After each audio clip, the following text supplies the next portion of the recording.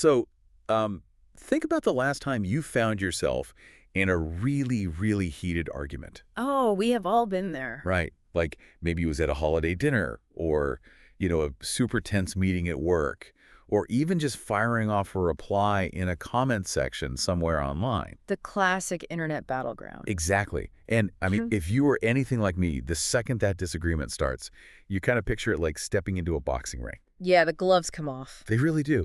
The bell rings, you step out from your corner, and your entire focus just narrows down to landing this knockout punch. You look for the logical weakness, you exploit it, and, well, you mentally wait for the crowd to cheer. It's basically the classic gladiator mindset. I mean, you aren't there to learn anything. You were just there to conquer. I will confess right up front to you listening, I have almost always viewed debate as a competitive sport. It feels like a battle of wits. And the goal is just to crush the opponent, right? Yeah, exactly. Win the argument and walk away with the invisible championship belt.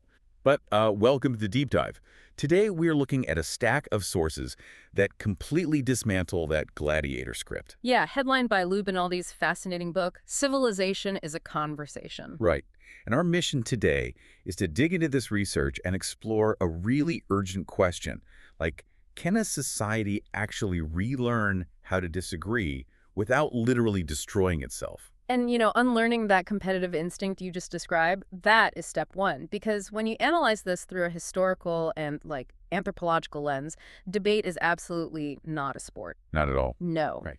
It is actually humanity's oldest and arguably most important survival technology. Survival technology. I love that framing. Right. The core premise we pulled from the sources is that we fundamentally misunderstand how to measure a civilization. We tend to look at all the visible achievements. Like towering skyscrapers or complex legal systems, sprawling universities. Exactly. We see those and we think, wow, there is a mature, stable society.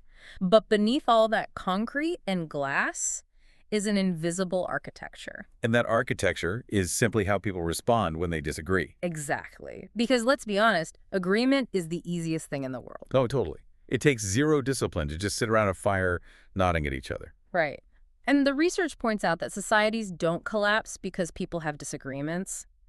Disagreement is just inevitable. Right. It's human nature. They collapse because people lose the ability to disagree constructively.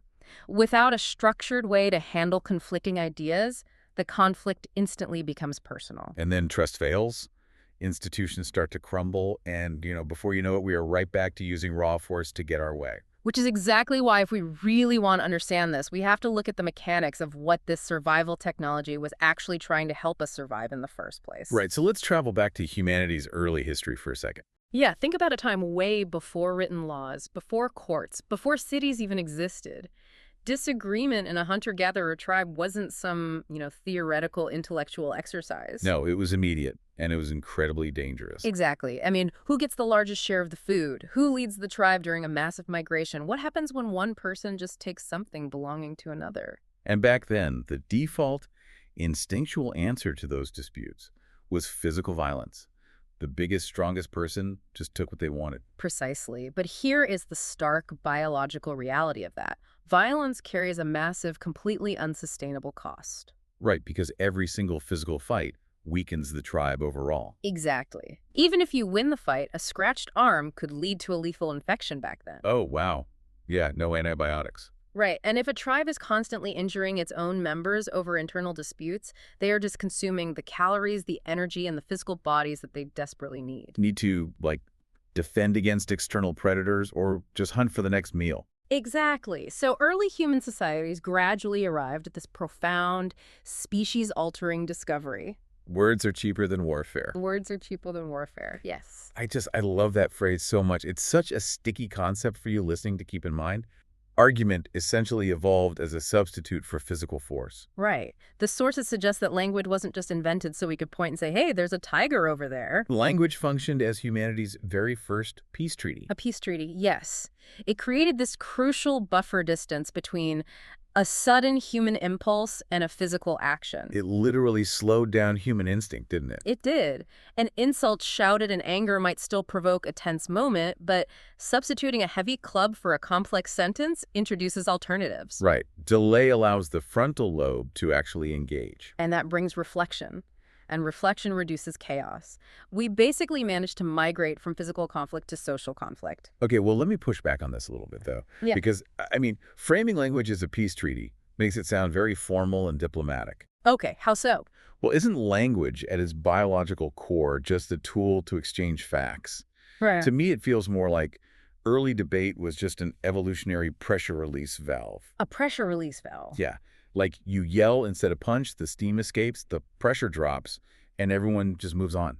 It doesn't have to be this grand architectural foundation, does it? Well, the pressure release aspect is certainly part of the mechanics, but the sources argue it goes much, much deeper than just venting steam or exchanging facts. Okay. Language is actually the tool we use to negotiate reality itself. Yeah. We aren't just passing data back and forth, we are creating shared, invisible categories. Invisible categories. Like Like, what? think about the concept of a promise, or theft, or fairness. You can't touch those things. Right, they aren't physical objects. Exactly. Wait. When a tribe argues and finally agrees on what constitutes theft, they are literally building the cognitive infrastructure for trust and justice. Oh, I see.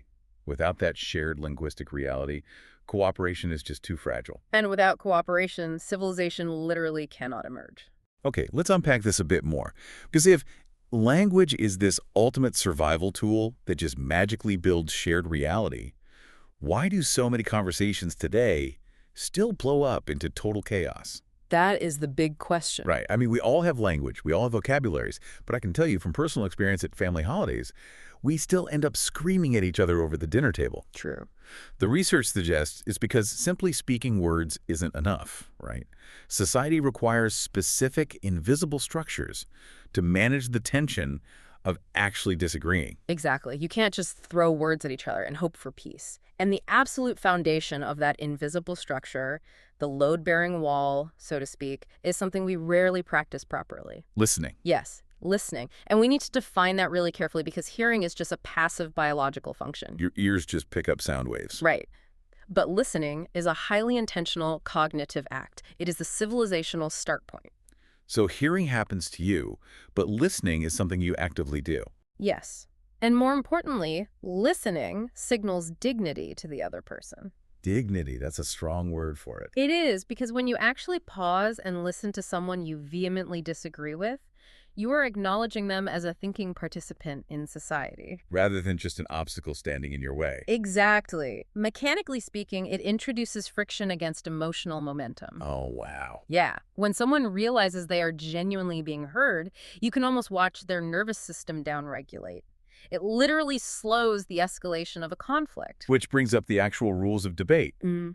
Because if listening is the foundation, there have to be walls on a roof, right? Exactly. The sources outline a framework of specific rules that act as guardrails for this invisible architecture.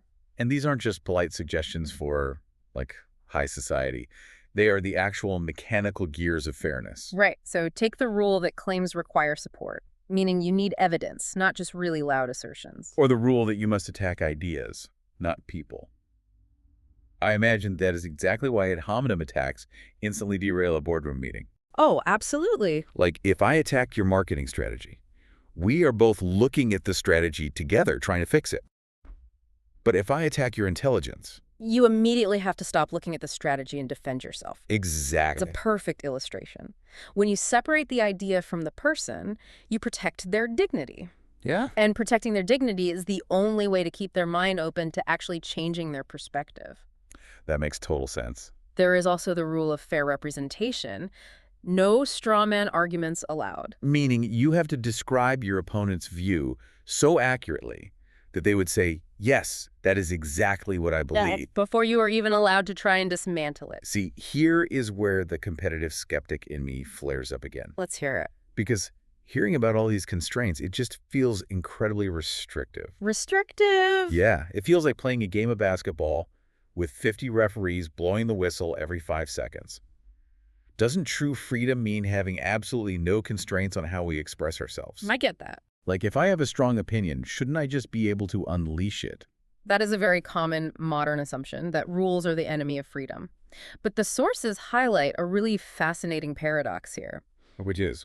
Without rules, freedom instantly collapses into a hierarchy where the most aggressive win. Oh, interesting. Think about a meeting with no agenda and no moderator. What happens? The loudest, most forceful personality just dominates the entire room. Exactly. The quiet, perhaps more thoughtful voices simply withdraw. What looks like freedom of expression is actually just domination by the loudest ape. Wow. Domination by the loudest ape. Right. Rules don't restrict freedom. They protect it from arbitrary power. They create the psychological safety required for people to be truly honest. Okay, so the structure is what keeps it a conversation instead of a collision. Exactly. But here is the problem. Even knowing all these great rules, we naturally resist them. And this transitions us beautifully into the internal psychology of all this. The ego. Yes. Why do our brains just override logic the second our ego gets bruised? The sources dive into the language of battle, and this really struck a nerve with me. It's so revealing. It is. Think about the verbs we use. We say we are going to attack a position, defend our stance, shoot down a theory, or destroy an argument. Language always reveals our underlying mindset. When we use those battle metaphors, we subconsciously shift our goal. Away from understanding. Right, away from understanding a complex issue to simply achieving victory and survival, and it fundamentally changes how we view the human beings sitting across from us. Which is the critical difference between having an opponent and having an enemy. Yes. I love this distinction Yeah. because an opponent is someone who shares a process with you. Yeah. You are playing the same game, bound by the same rules, like two tennis players. Right. You want to win, but you both respect the lines on the court. Exactly. An enemy exists entirely outside of that mutual recognition. An enemy doesn't care about the rules at all. They just want to see you destroyed. And the reason we so easily blur that line between opponent and enemy is completely rooted in our biology. The amygdala. Yes. The human brain evolved over millions of years to detect and respond to threats to our physical survival. If a predator jumps out, your amygdala fires, dumping adrenaline into your system so you can fight or run. But in modern civilized times, we rarely face actual predators. No, instead, we face intellectual challenges. And when a core belief is challenged, the brain often misinterprets that intellectual challenge as a literal physical threat to our identity. That is wild. It is. Being proven wrong feels terrifying because evolutionarily it threatens our competence, our social status, and our belonging to the safety of our group. Which perfectly explains the emotional escalation cycle detailed in the sources. I really want to unpack this for you listening because it is terrifyingly accurate. It happens so fast. It does. Think about a time you disagreed with a coworker over a project timeline. Step one is just a difference of opinion. You think it takes 2 weeks, they think it takes 4. But if the ego gets involved, you immediately move to step 2, interpretation. Right. You start assigning motives. Like, they aren't just cautious, they are actively trying to slow my project down. And from there, it moves to identity attachment. Your belief about the timeline becomes a proxy for your professional competence. If they are right, it means you are bad at your job. Exactly. And once it's tied to your identity, you hit dehumanization. Right. That coworker is no longer a complex person with a different perspective. They're just a lazy corporate drone. Which naturally leads to hostility, and finally, total breakdown. You aren't even talking about the timeline anymore. You are just at war. It happens in corporate boardrooms, it happens at family Thanksgivings, and it happens in the halls of government. Everywhere. Once identity is attached to an idea, changing your position feels like a humiliating public defeat rather than a simple learning opportunity. So, okay, let me ask a genuinely competitive question here. Go for it. If I'm not fighting to win the debate, what is the point of having it at all? Why invest the energy? Well, this raises the most crucial question of the entire analysis. The answer requires a total reframing of your objective. Reframing how? Instead of walking into a room asking, how do I win? Civilized debate asks, what can I learn? What can I learn? Yeah. Debate should be viewed as a joint investigation of complexity, not a zero-sum battle. You and your opponent are temporary partners, just shining a flashlight on a problem from 2 different angles. Okay, show me what that actually looks like in practice, because joint investigation sounds great on paper, but how do you actually do that? Practically, it changes your vocabulary. Instead of saying your data is completely wrong, which immediately triggers their defense mechanism. Right, their amygdala fire. Exactly. Intellectual humility sounds like, I'm looking at different data over here. Can you walk me through the steps of how you arrived at your conclusion? You're inviting them to explain rather than forcing them to defend. Exactly. If winning is your only goal, your honesty basically plummets. You ignore evidence that contradicts you. You exaggerate your own points. You just dig in. Right. The strongest, most effective thinkers aren't the ones who ruthlessly crush everyone in the room.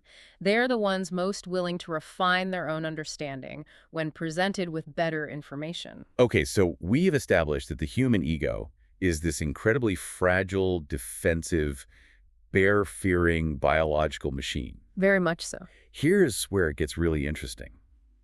What happens when we take that fragile human ego and drop it squarely into the modern digital age? Oh, man. The sources essentially describe it as dropping a match into a powder keg. Because digital technology fundamentally altered the entire landscape of human disagreement. It completely collapsed physical distance and created massive, unprecedented scale. But it stripped away all the invisible structures we just spent time talking about. All of them. You are now debating instantly with millions of people without any shared context, shared history, or shared reality. You don't see their face, you don't hear their tone, and you don't have to look them in the eye. And the currency of this new digital landscape is outrage. Yes. The research makes a really compelling point here. Outrage isn't just an organic emotion anymore. It is a manufactured system. Completely manufactured. Think about how the algorithms powering our feeds actually work. Their only goal is to keep you scrolling. And what keeps human beings engaged? Intense, absolute, emotionally charged statements. Exactly. The algorithm actively suppresses a thoughtful, balanced critique, and it violently amplifies the most extreme, angry takes, because that is what triggers our biology to react. And it is crucial to note here, for you listening, that the sources emphasize this is entirely a mechanical issue, not a partisan one. Right. We really need to highlight that.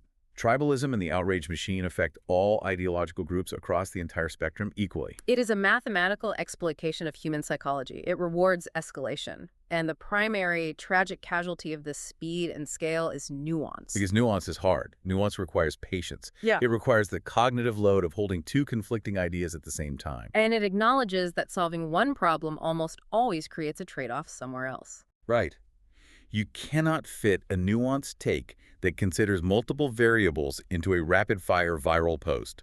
So complex arguments are flattened out into simple binary slogans, good versus evil, us versus them. Which perfectly explains the rise of hypertribalism today. Right.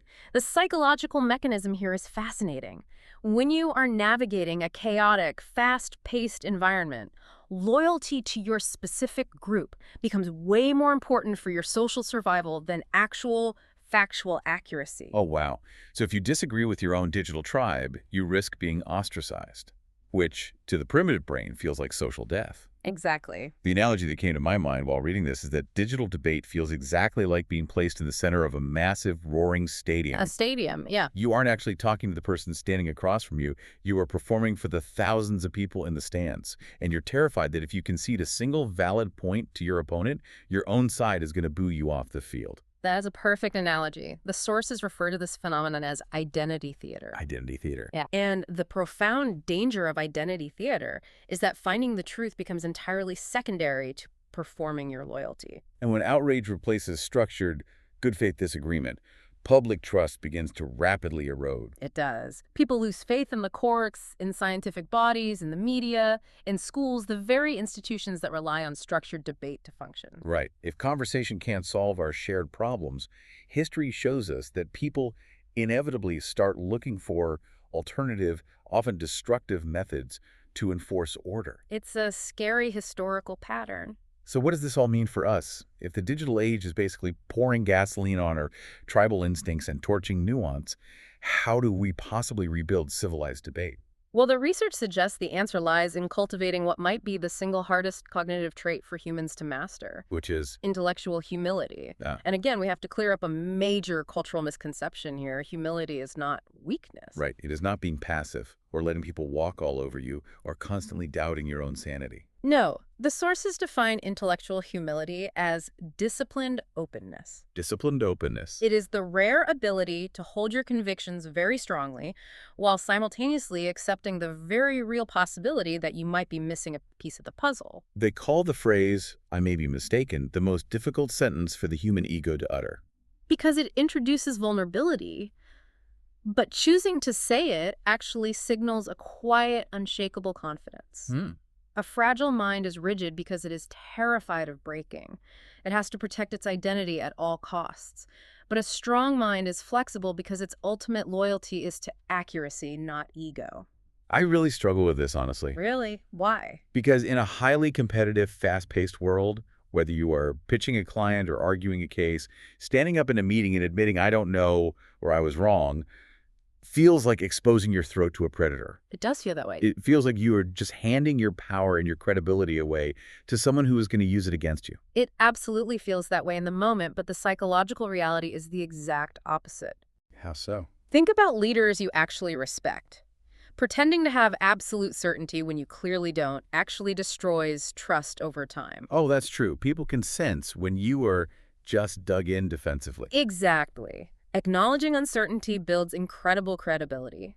Aggression seeks control, but true strength seeks clarity. I like that.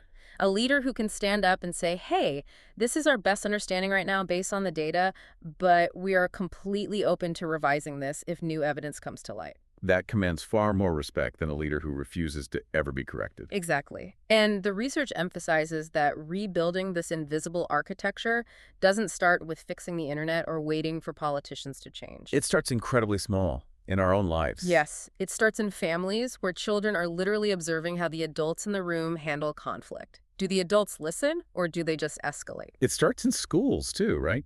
Shifting the focus from just memorizing correct answers to teaching students how to evaluate conflicting evidence without the paralyzing fear of being wrong. And it absolutely starts in workplaces. I mean, if you are listening to this, you've probably been in a meeting where everyone stays completely silent just to avoid conflict. Oh, yeah. Resulting in a kind of toxic groupthink that just stifles innovation. Right. Creating true psychological safety where dissent is expected and hard questions are welcomed without penalty is how you prevent disastrous million-dollar mistakes. It is an everyday practice. So, to distill this entire journey for you today, debate is not a war that you have to win. Not at all. It is an ancient, hardwired survival technology designed to keep us cooperating instead of tearing each other apart over limited resources. And by embracing the rules of fairness, choosing to actively listen to understand rather than just reply, and practicing the disciplined openness of intellectual humility.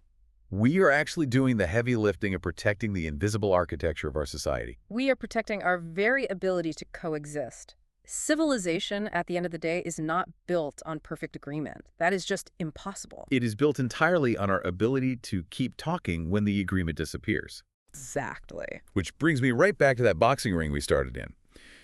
You know, the urge to step into the ring, throw a knockout punch, and stand over a defeated opponent. It is a deeply satisfying, incredibly hard instinct to break. But we have to break it. We do. The survival of our conversations, and quite possibly our culture, depends on us choosing to step out of the ring entirely. Well said. So we want to leave you with a final thought to mull over today as you go about your week. Think about a deeply held belief you currently have. Something that feels tied to your very identity. Something big. Right. If you were forced to switch sides tomorrow and argue against that belief not to try and win a game, but purely to understand the other side's greatest fear and motivation, how much would that change your relationship with the people you currently see as your enemies? That's a powerful question. Thanks for joining us on The Deep Dive.